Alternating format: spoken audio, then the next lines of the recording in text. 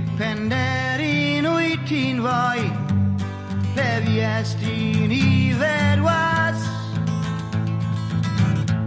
Lawr y Merthyr oedd o'n ddoen, saith tan hanner nos.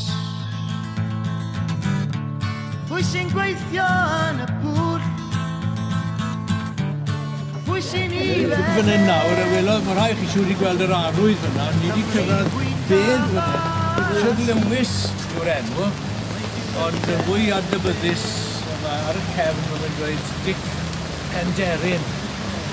A mae Dic Penderyn yn dipyn o arwr yn ni yn ymwneud hanes Cymru. 1831 oedd y dyddiad, a terfysgoedd Merthyr oedd y dyddiad hwnnw, a dyddiad pwysig iawn yn hanes Cymru, 1831.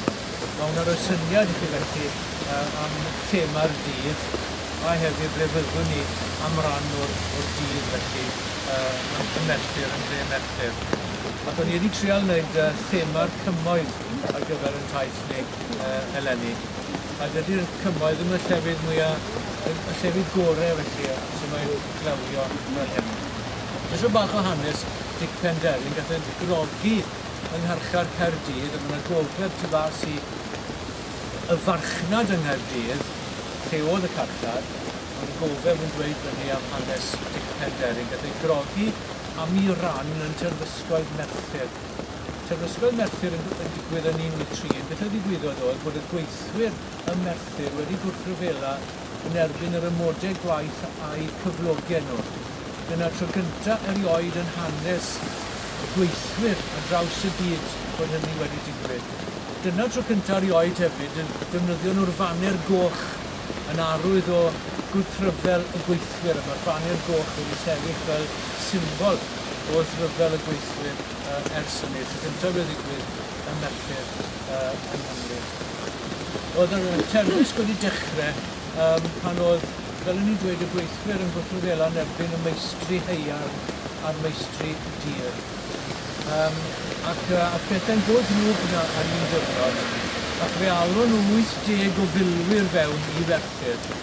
Ac ar y diwrnod hwnnw, oedd na gyfarfod yn digwydd rhwng y meistri, yr istusied lleol a cynrychiolwyr o'r gweithwyr. Ac ôl Dic Penderyn yn un o gynrychiolwyr y gweithwyr. Felly oedd e'n fachan digon abl, mae glwr oedd o ran ei waith, oedd e'n ddyn abl iawn fe oedd yn cynrychioli'r gweithwyr ar y pryd. Un o'r rhai oedd yn cynrychioli'r gweithwyr. Felly chi'n cael cwpl o bethau'n glir hefyd. Dic Penderyn yn enw weddol cyfarwydd i ni yng Nghymru erbyn heddiw.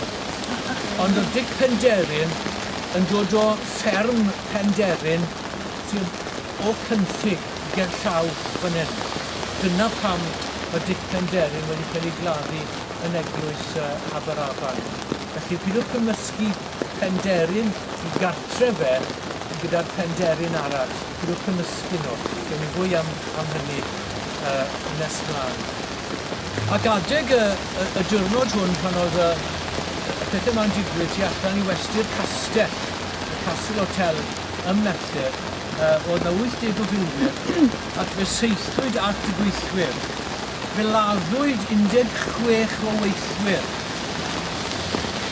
Fe anafwyd un milwr, Donald Black oedd i enw fe, ac fe ddaliwyd Lewis yr heliwr, Lewis oedd i enw fe, ddim cysylltiad gyda Richard Lewis, ond un o arweinwyr y gweithwyr, Lewsin yr heliwr.